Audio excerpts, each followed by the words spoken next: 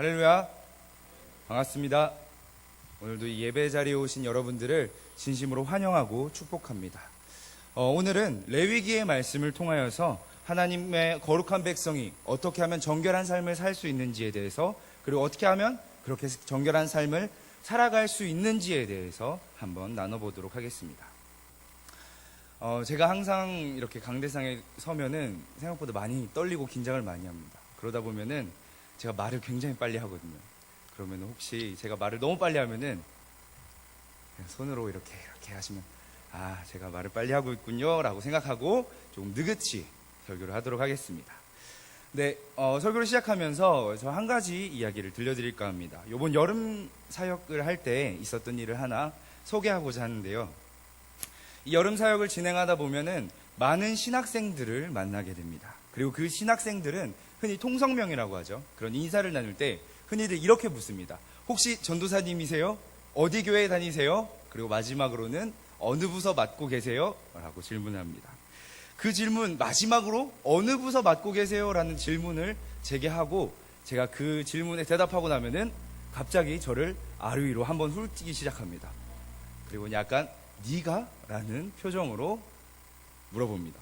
아니 그럼 전도사님 혹시 막 이런 것도 하시고 막 율동도 하시고 이렇게 하세요? 라고 물어보면은 저는 당당하게 허리에 손을 갖다 놓고 당연히 잘합니다 라고 이야기합니다.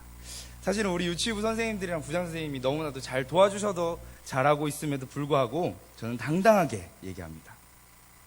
그리고 이제는 찬양 인도할 때 저도 모르게 예쁜 손을 먼저 이렇게 갖다 놓고 찬양을 하고 있는 제 모습을 발견하면 어쩔 수 없는 유치부 전도사구나 라는 생각이 들곤 합니다.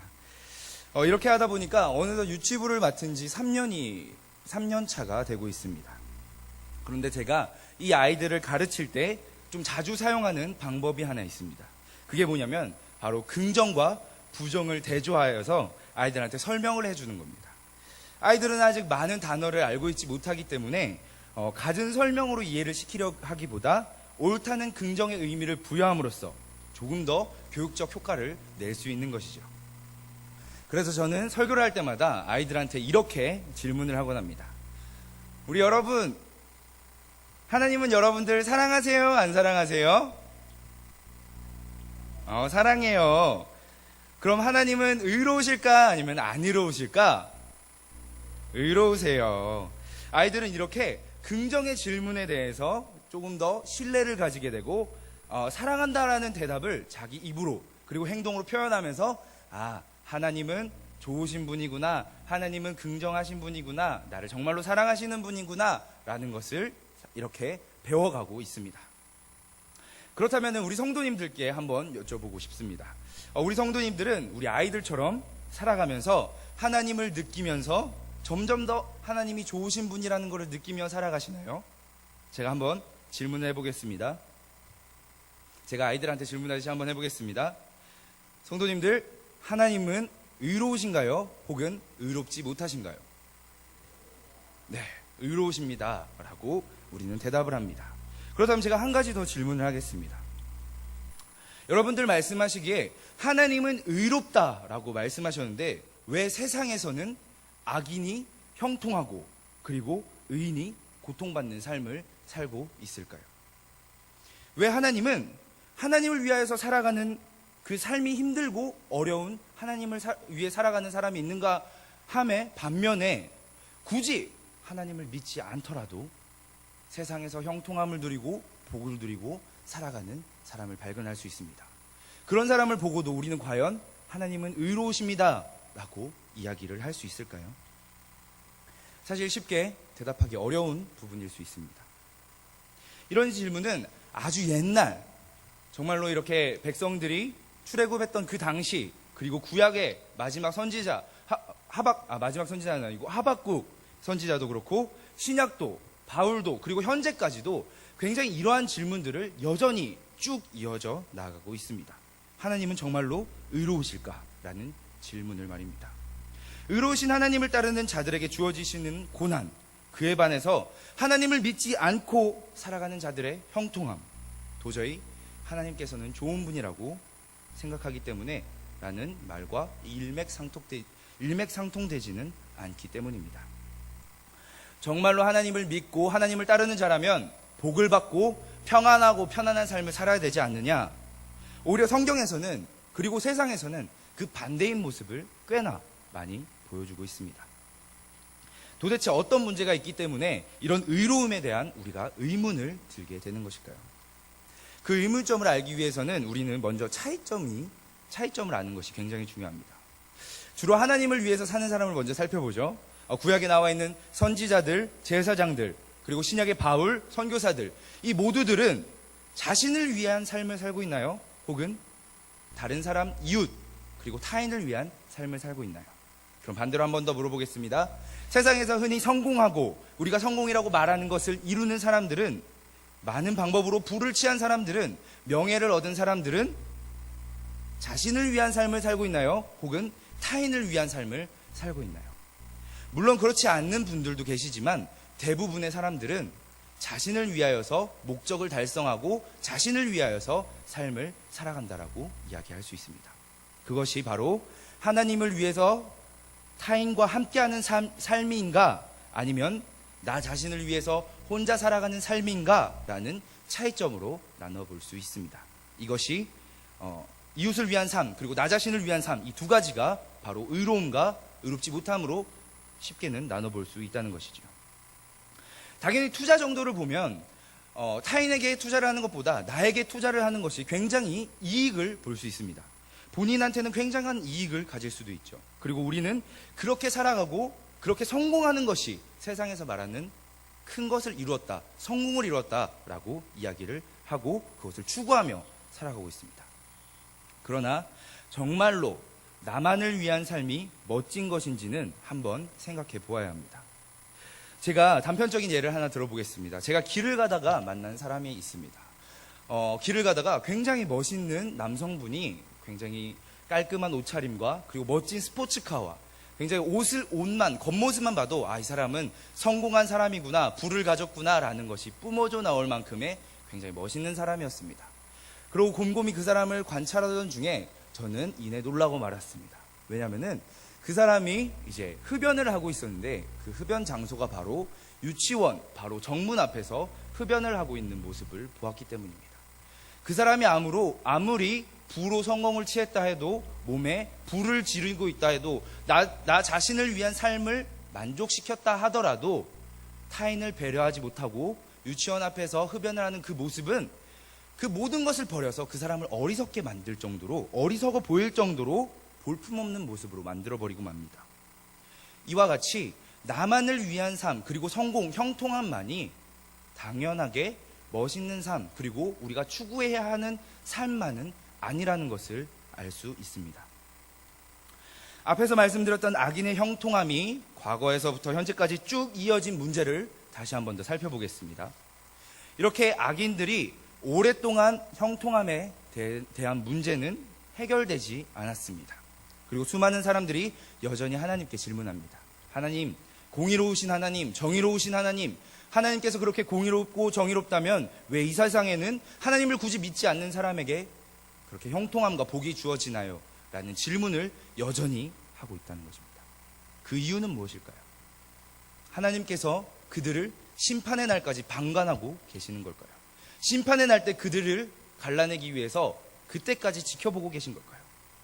그것이 아니라 하나님의 의의 열매는 단순히 자신의 형통함에 있지 않다는 것을 이 많은 세월이 증명하고 있다는 것입니다. 나만을 위한 성공, 그리고 그 형통함은 하나님께서 우리에게 바라는 것이 아니라 그 세월이 아니라는 것을 그 세월이 반증해주고 있다는 것입니다. 하나님께서 방관하고 계신 것이 아니라 그것을 쫓아가봤자 의미 없다라는 것을 하나님께서 말씀해 주시고 역사를 통해서 우리는 알 수 있다는 것입니다.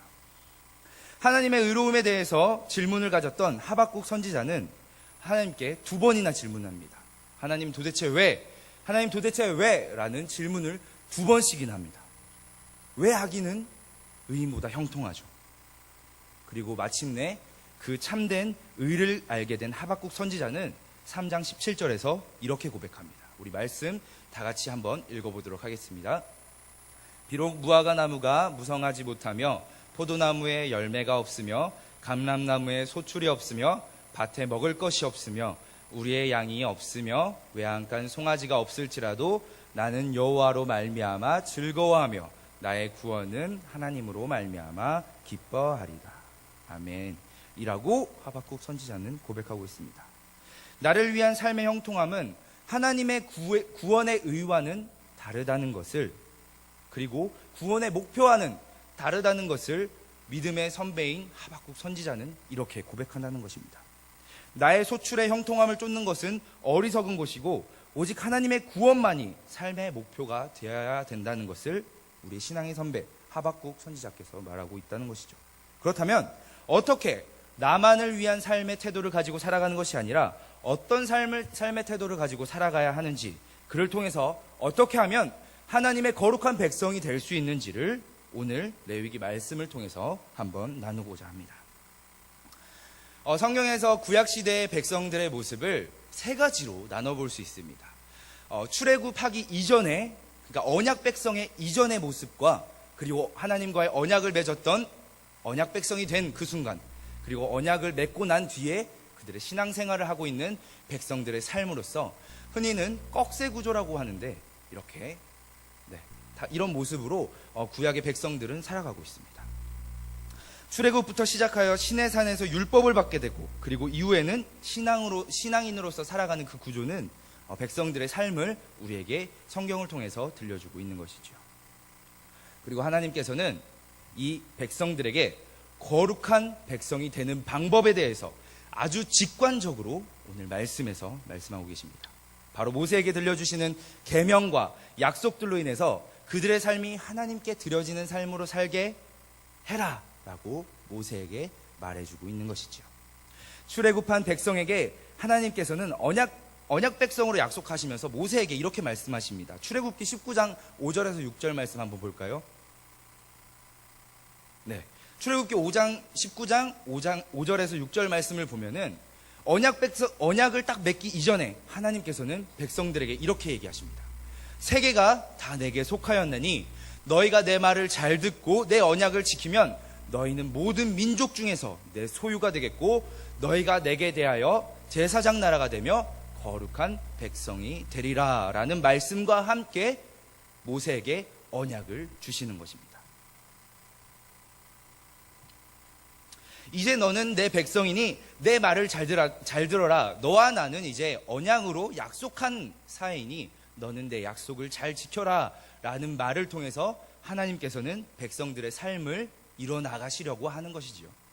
하나님께서는 직관적으로 내 말을 잘 듣고 언약을 지키라고 말씀하고 있습니다. 그리고 그 규율들을 일일이 모세를 통하여서 말씀해 주시고 계십니다. 하나님께서는 모세에게 말씀하시면서 거룩함을 강조하며 율법에 대해서 전하라고 말씀하십니다.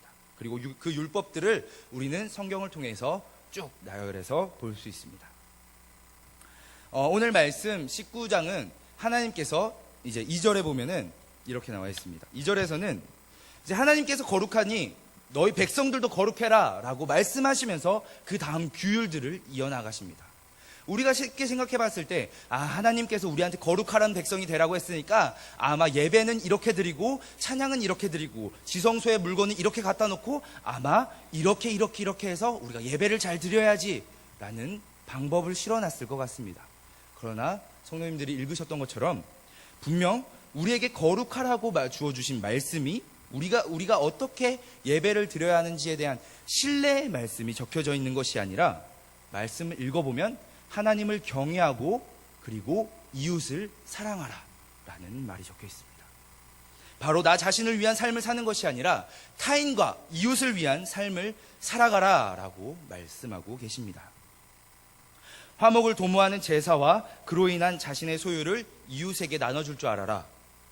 작물을 재배하더라도 모든 소출을 거두는 것이 아니라 모퉁이의 소출을 남겨두어서 가난한 자와 약자들이 그것들을 먹을 수 있게 해라.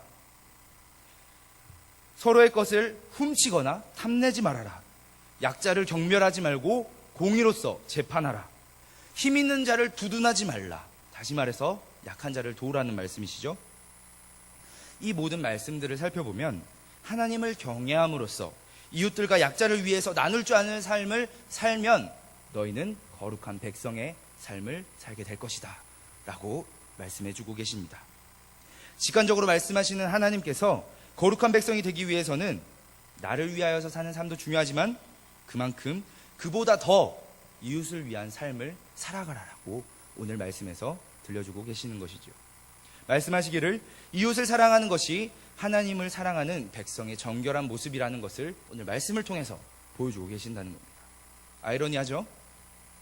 하나님의 백성이 되기 위해서는 말 그대로 다른 사람들과 구별된 어떤 모습, 구별된 예배의 모습들을 드려야 되는 줄 알았는데 그것보다 앞서 하나님을 먼저 경외하고 그리고 이웃들을 사랑해라라고 말씀하고 계시니 그 비밀이 바로 여기에 있다는 것을 우리는 알아야 한다는 것입니다.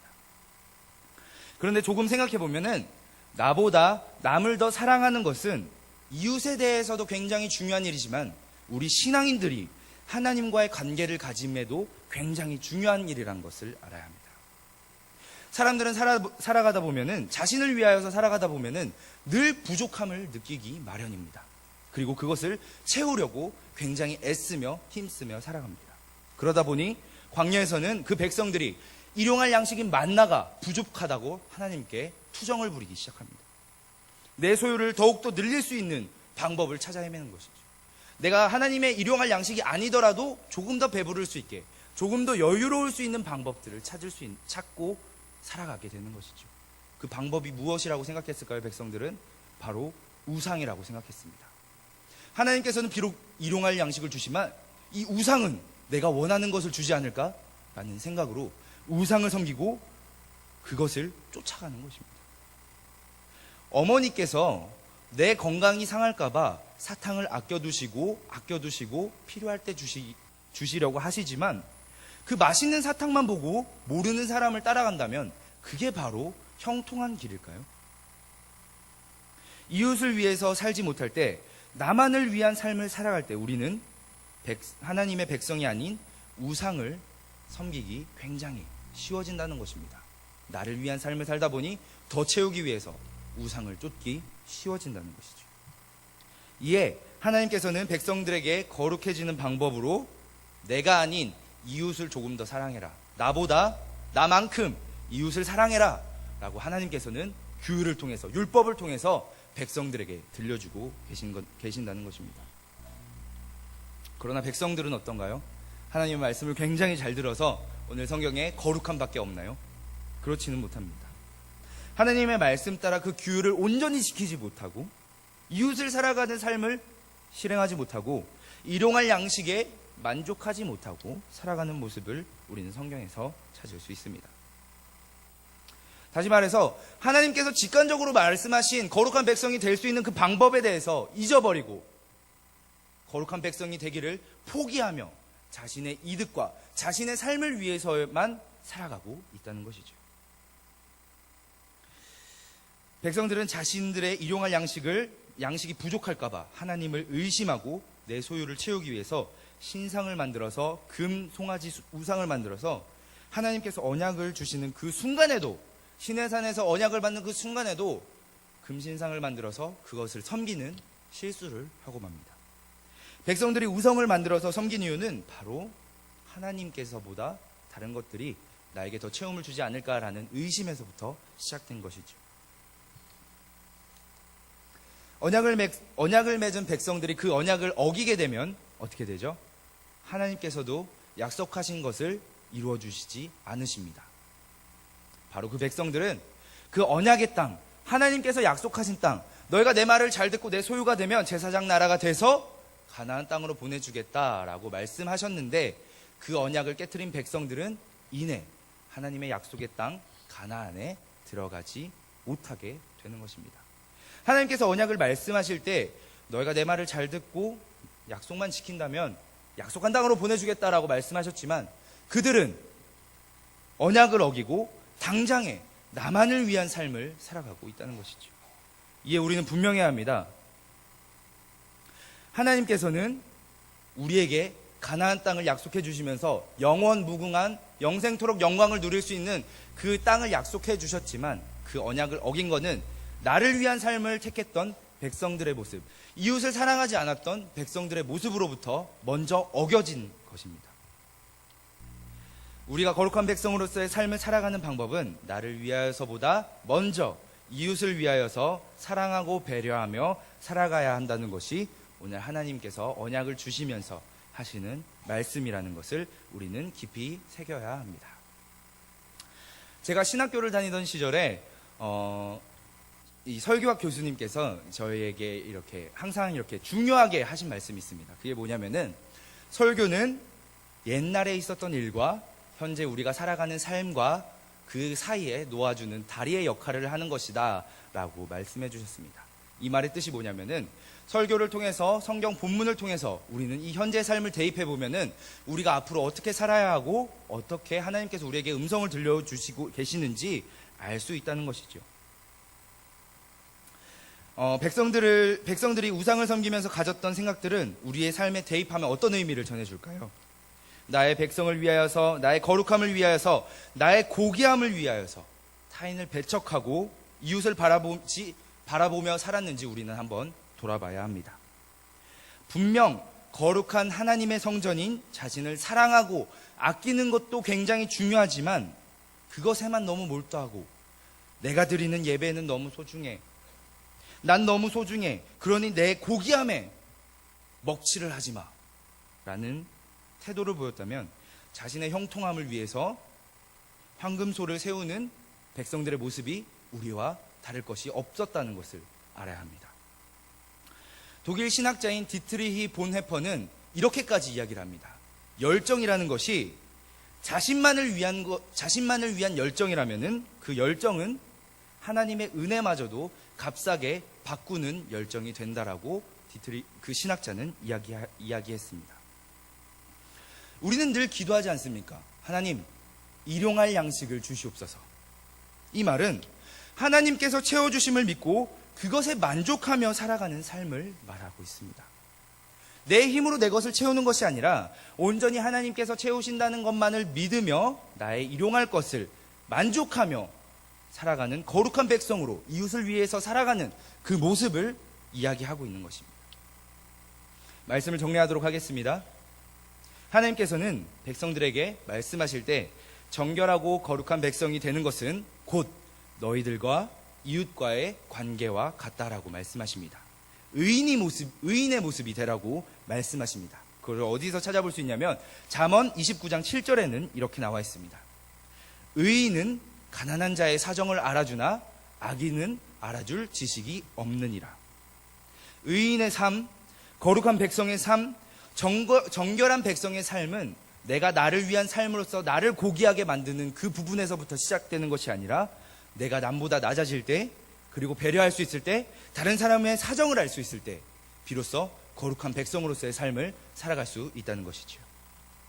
그러나 현대 기독교의 모습은 어떤가요? 다들 기독교라는 명칭만 들으면 사회에서는 눈살을 먼저 찌푸립니다. 굉장히 욕심 많은 종교라고 생각하고 말이죠. 이미 우리 교회가, 하나님의 몸된 교회가 각각의 개인을 위한 예배만을 추구하고 있다는 것입니다. 각자 개인을 위한 신앙의 모습, 각자 개인을 위한 삶의 모습만을 추구하며 살아가고 있다는 것을 세상이 우리에게 이미 말하고 있다는 것입니다. 우리는 돌아볼 수 있어야 합니다. 거룩한 백성의 모습으로 살 수 있어야 합니다. 나의 복된 모습을 위하여서 이웃과 타인을 내 삶의 이물질로 생각한다면 우린 거룩한 백성을 포기하고 언약을 깨트린 약속의 땅에 들어가지 못하는 이스라엘 백성이 된다는 것이죠. 오늘 하나님께서는 우리에게 직관적으로 말씀하십니다. 거룩한 백성이 되려거든 내 규율을 잘 지켜라. 그 규율은 나를 위한 삶이 아니라 이웃을 위하여서, 가난한 자를 위하여서, 약자를 위하여서, 내 옆에 있는 자들을 위하여서, 길에 쓰러져 있는 자를 위하여서 살아가는 삶이 되어라 라고 먼저 말씀하십니다. 그리고 그 이웃들은 또한 멀리 있는 것이 아닙니다. 지금 당장에 내 옆에 있는, 한번 바라볼까요? 옆 사람들. 당장 옆에 있는 이웃이 될 수도 있고요. 같은 교회에서 공동체 속에 같은 교인이 될 수도 있습니다. 내가 이미 타인을 위해서 살지 못했던 그 사람이 바로 옆 사람이 될 수도 있는 것이죠. 그래서 우리는 이웃의 사랑을 알며 하나님의 거룩한 백성으로서 하나님께서 주신 그 의인의 마음으로서 화합하여 선을 이루는, 성경에서 지금 오늘 읽은 말씀의 어미가 이렇게 되어 있죠. 여호와의 말씀이니 나는 여호와이니라 라고 말하고 있죠. 하나님께서 여러분들에게 말씀하십니다. 나보다 남을 더 사랑하고 이웃을 위하여 살아가고 그것을 거룩한 백성이 되는 정결한 방법으로 지켜 행해라 라고 말씀하십니다. 우리가 정말로 하나님의 말씀을 귀히 여기고 그 말씀을 따라서 나보다 남을 내 자신과 같이 사랑할 때 비로소 하나님의 거룩한 백성으로 그 정결함이 세상 가운데 퍼져나갈 것입니다. 우리 모두 거룩한 백성의 모습을 통하여서 나보다 남을 더 사랑하며 하나님을 위하여서 살아가는 광주 동산교회 모두가 되기를 간절히 소망합니다. 기도하겠습니다.